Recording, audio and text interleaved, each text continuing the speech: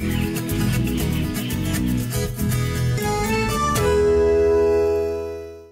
o nosso assunto agora é dicas práticas na agricultura.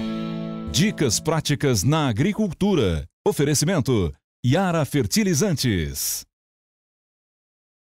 Nós estamos em São Jorge do Ivaí, no noroeste do Paraná, nessa lavoura de milho, uma lavoura bem estabelecida, onde já foi feita aqui a cobertura de base.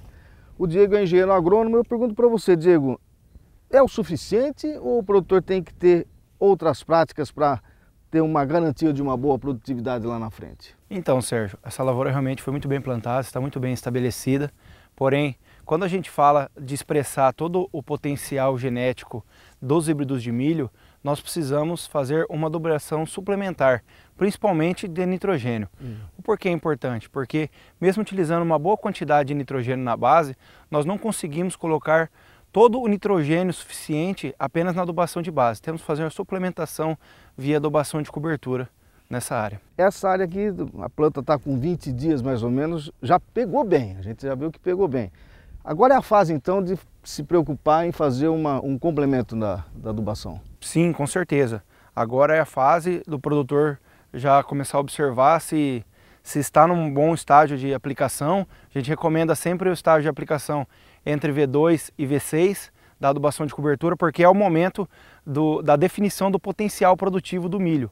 Ou seja, é o momento que ele vai definir o número de fileiras que ele vai ter por espiga e o número de grãos que ele vai ter por fileira. Então ele define o seu potencial produtivo, por isso é importante ter bastante nitrogênio. E não só ter bastante nessa fase, é importante ter um nitrogênio de qualidade para ter um fornecimento continuado ao longo do ciclo da cultura, até o enchimento do grão, que é o pico de absorção do nitrogênio, que precisa de uma grande quantidade de nitrogênio.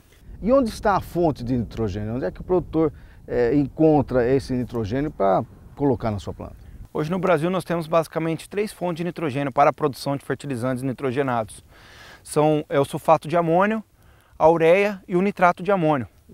Numa aplicação de ureia, por exemplo, num dia como hoje, o produtor pode aplicar, porém ele tem que incorporar essa ureia, ou de maneira física ou através de uma grande lâmina d'água. Porque se ele aplicar a ureia e não chover em cima, não tiver uma incorporação via água, essa ureia ela sofre a volatilização. O nitrogênio da ureia passa da maneira sólida para a maneira gasosa, diretamente, e não fica disponível. Aí perde. Aí perde, não fica disponível para a planta absorver ele. A planta necessita que o nitrogênio fique disponível de maneira líquida, na solução do solo. Então a ureia ela inviabiliza. Agora o cuidado também tem que ter na hora da compra desse produto, porque são produtos de qualidade para não ter problema futuro, né? Sim, com certeza.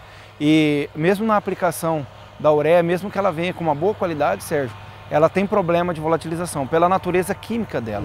Né? Até mesmo utilizando fertilizantes que têm um revestimento, também perde para a atmosfera através da volatilização.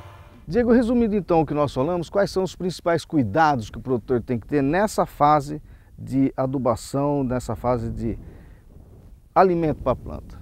Os principais cuidados é usar uma fonte de nitrogênio que não volatilize, ou seja, que não perda para a atmosfera. Por exemplo, o sulfato de amônio e o nitrato de amônio. O grande problema do sulfato de amônio é que, apesar dele não volatilizar, ele acidifica muito o meio. E aí ele prejudica o desenvolvimento radicular da cultura do milho. Já o nitrato de amônio não, ele não acidifica como o sulfato e não volatiliza como a ureia. Além disso, fertilizantes bem formulados com nitrato de amônio, nós conseguimos usar uma faixa de aplicação de até 33 metros, ou seja, aplicar na faixa do pulverizador. Não precisa realizar um outro rastro dentro da lavoura. Um investimento necessário. Um investimento necessário.